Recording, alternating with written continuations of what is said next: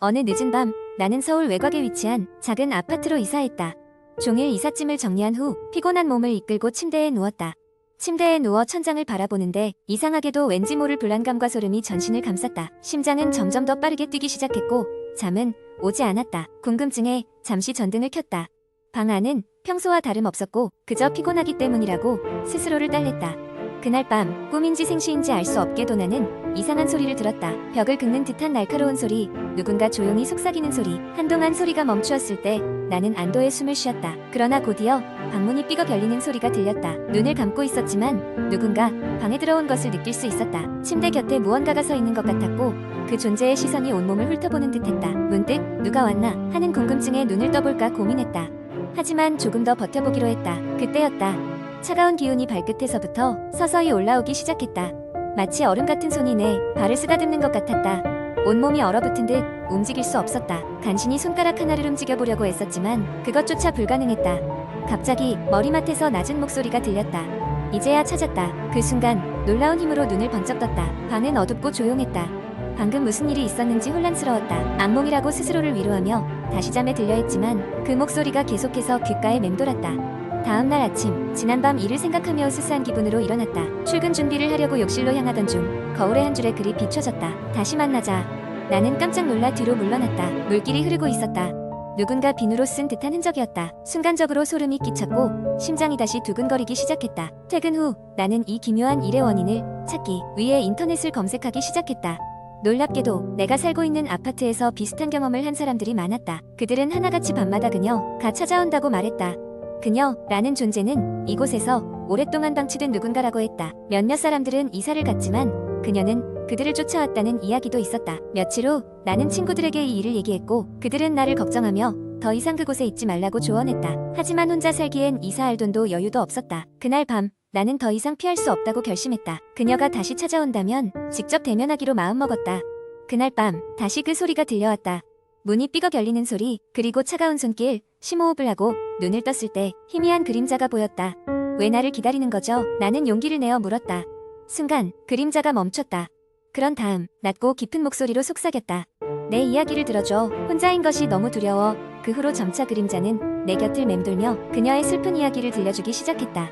그의 이야기를 들으면서 그 영혼이 이 세상을 떠나지 못하고 방황하는 이유를 이해하게 되었고 나는 그녀를 위로하며 서서히 달래기 시작했다. 몇 주가 지나자 그녀는 더 이상 내 앞에 나타나지 않았다. 그녀가 마침내 평화를 찾고 떠난 것 같았다. 그리고 가장 놀라운 점은 그녀가 떠나고 나서 내 삶의 많은 부분이 긍정적으로 변화하기 시작했다. 불운이나 나쁜 일이 일어나지 않았고 항상 좋은 기운이 함께하는 것만 같았다. 나는 아직도 그 밤을 잊지 못하지만 이제는 그 이야기를 웃어넘길 수 있게 되었다.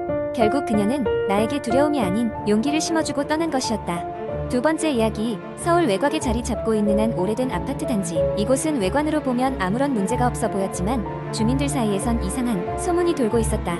늘 같은 시간에 한 아이가 아파트 단지를 돌며 혼자서 공을 차고 놀고 있다는 것이었다. 낮에는 별일 없지만 밤이 되면 이상한 일들이 발생했다고 했다. 이 아파트에 막 이사 온 지영은 그 소문을 처음 들었을 때 단순한 헛소문이라 믿지 않았다. 지영의 새 집은 오래됐지만 그녀는 그 고풍스러운 느낌에 오히려 매력을 느꼈다. 하지만 이사 온 첫날부터 집안에서 작은 소리들이 들리기 시작했다. 심야에 들려오는 가벼운 발걸음 소리, 벽 속에서 무언가 긁히는 듯한 소리는 마치 그녀의 주위를 맴돌고 있는 듯했다.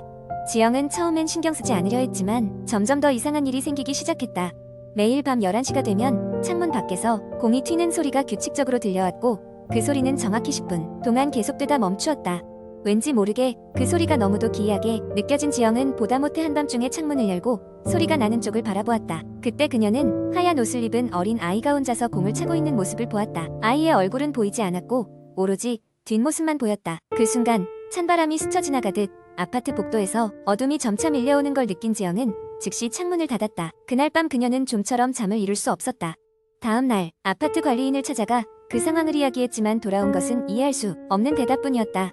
저도 언젠가 그 애를 본 적 있어요. 하지만 그 누군가가 진짜 사람이라고 얘기하지는 못하겠어요. 몇 주가 지났고 지영은 그 아이를 눈으로 볼 용기가 생겼다. 그녀는 밤 11시에 맞춰 아파트 단지를 둘러보았다. 그 시간 동안 평소처럼 공이 튀는 소리가 들려왔고 지영은 그 소리의 근원을 쫓았다. 그런데 소리가 나는 곳에 도착했을 때 그곳엔 아무도 없었다. 그저 낡은 공 하나가 구석에 굴러다니고 있었다. 그 순간 지영은 누군가의 시선을 느꼈고 뒤돌아보자 마주한 것은 하얀 옷에 전혀 감정이 담기지 않은 무표정한 얼굴의 아이였다. 그러나 이상한 점은 그 아이의 눈은 너무도 깊고 어두워 마치 한없는 심연을 마주보는 것 같았다. 그 순간 지영은 강렬한 두려움에 휩싸여 집으로 달려 돌아갔다. 그날 이후로 그녀는 다시는 그 아이를 보지 못했다. 이상한 일들도 서서히 멈췄다. 사람들은 그저 지영이 신경이 너무 날카로웠던 것이라며 위로했지만 지영은 그 공터에 담긴 어두운 진실을 결코 잊을 수 없었다. 시간이 흘러 그녀는 다른 곳으로 이사 갔지만 그 아파트에는 여전히 돌아오지 않는 아이를 기다리는 듯한 차가운 바람이 불고 있었다. 그리고 그곳에선 여전히 매일 밤 11시가 되면 어디선가 공이 튀는 소리가 들린다는 이야기가 전해지고 있다. 처음에 그 신비로운 아이의 존재는 아파트 주민들에게 하나의 전설이 되었다. 하지만 그 누구도 그 아이의 이야기를 끝까지 풀어내지는 못했다.